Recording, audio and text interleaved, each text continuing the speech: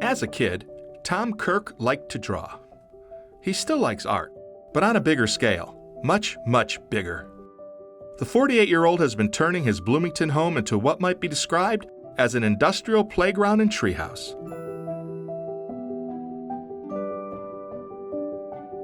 The exterior is surrounded with metal sculptures that stretch and twist every which way.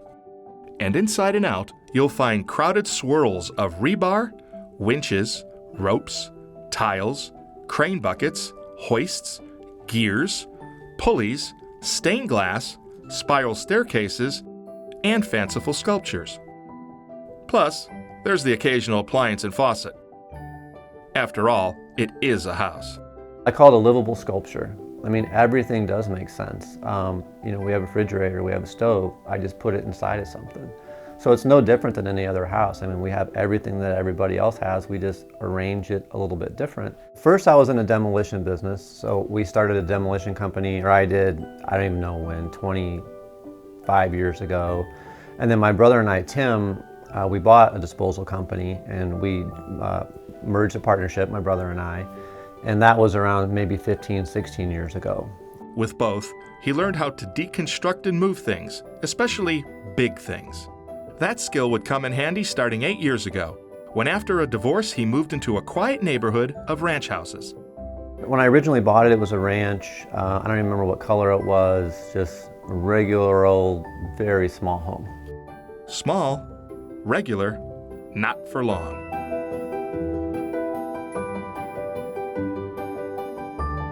Some of it happened on accident. I wanted to remodel the home, which I started to do, and right off the bat I decided I wanted a really big rock in the front yard. And I didn't know this till later on, but what I was using, what I found was art therapy. It was my therapy to kind of help me through the hard times and just to get me going again. Quickly, Kirk rediscovered his childhood passion for art.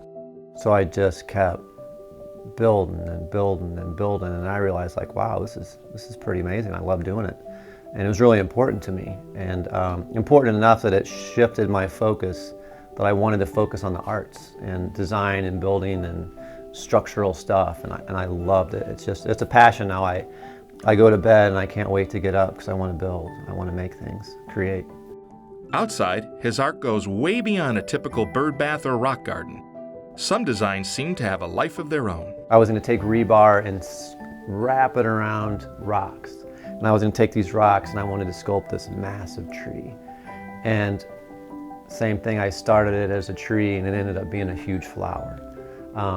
So the base of it kind of looks like a tree, and then it shapes up into this, beautiful flower. So it took its own shape. Kirk says he has been careful to adhere to all zoning codes. He hears an occasional complaint about his work, but he says he mostly gets compliments, especially when he hosts his yearly open house, which draws hundreds of visitors. What I found is the people that come here are either curious or supportive or fascinated, and that's the energy that I like to be around.